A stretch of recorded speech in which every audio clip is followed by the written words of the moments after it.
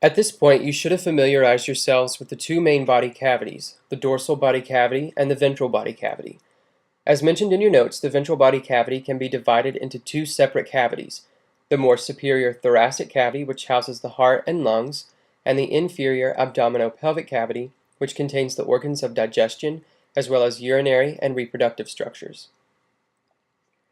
Because the abdominopelvic cavity is so large and contains so many important organs, it's helpful for us to divide it into sections and study the structures found in each of those sections.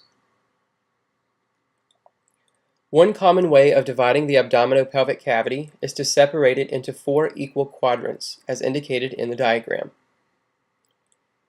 When identifying each quadrant, it's important to remember the rule about right versus left.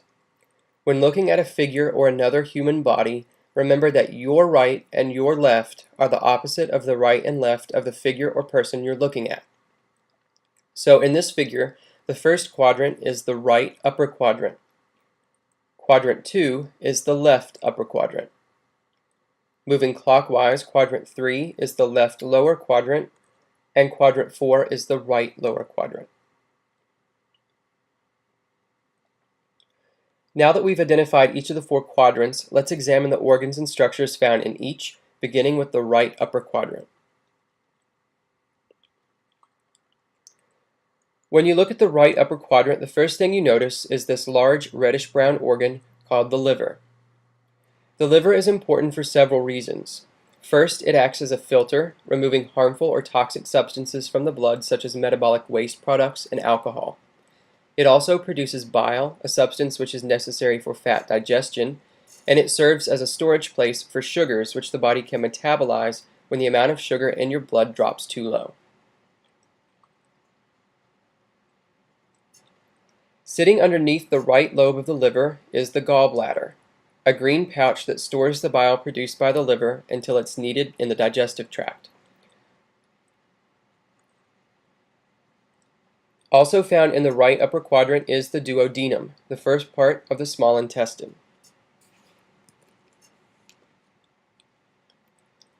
Adjacent to the duodenum, you can see a much larger tube which runs superiorly before making a 90-degree turn beneath the liver. This large tube is part of the ascending colon, or large intestine, and the point at which it curves is called the hepatic flexure of the colon. As it curves, the large intestine continues running horizontally through the abdomen, and this portion of the large intestine is called the transverse colon.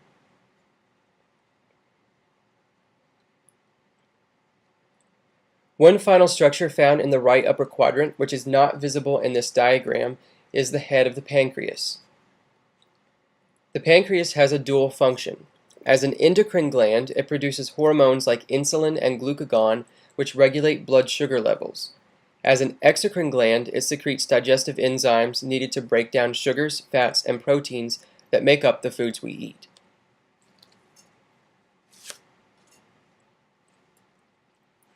So to recap, the right upper quadrant contains most of the liver, the gallbladder, the duodenum, part of the ascending colon, the hepatic flexure of the colon, part of the transverse colon, and the head of the pancreas.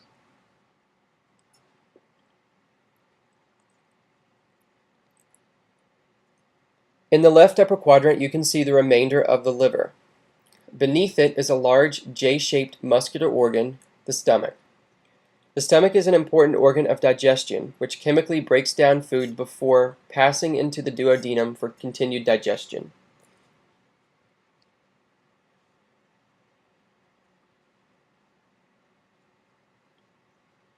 Wrapping around the stomach is the spleen, which unfortunately is not easily seen in this figure. The spleen is similar to the liver in that it is also a filter. It filters the blood, removing old, worn-out red blood cells. It also stores red blood cells and is an important organ of the immune system.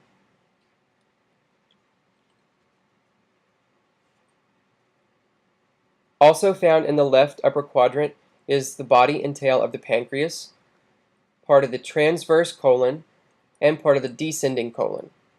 The point where the colon curves is called the splenic flexure of the colon, as it sits beneath the spleen.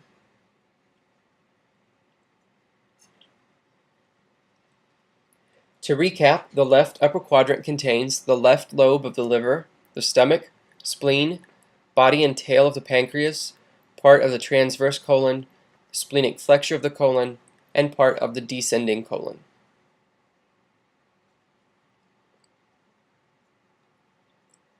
The left lower quadrant contains small intestine and the remainder of the descending colon and sigmoid colon. Also found in this quadrant is the left ureter, which is a small tube that connects the kidneys to the urinary bladder. Reproductive organs are also found here.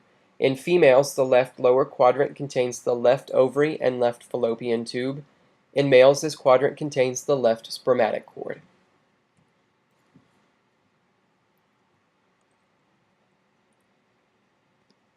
Again, the left lower quadrant contains part of the descending colon, the sigmoid colon, the left ureter, the left ovary and fallopian tube in females, and the left spermatic cord in males.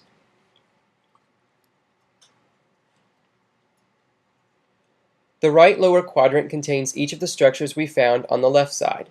So in both males and females, the right lower quadrant contains the right ureter. In females, this quadrant houses the right ovary and right fallopian tube, and in males, the right spermatic cord. Also found in this quadrant is the cecum, a pouch where the small and large intestines connect. In humans, much of the cecum is reduced to a small structure seen here.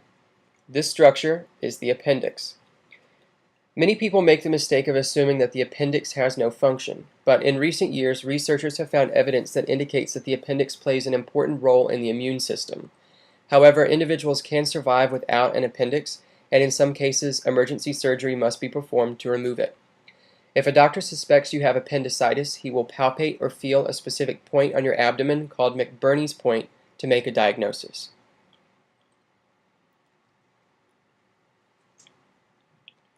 Once again, the right lower quadrant contains the cecum, the appendix, the right ureter, the right ovary and fallopian tube in females, and the right spermatic cord in males.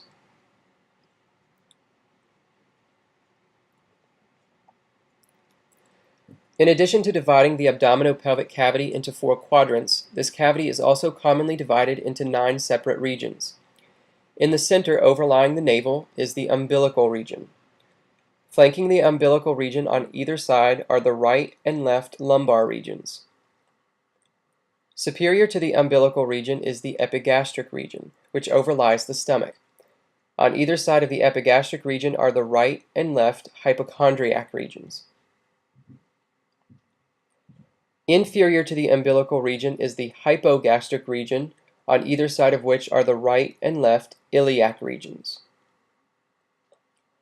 Before moving on, take a moment to review this figure and compare it with the figures in your notes.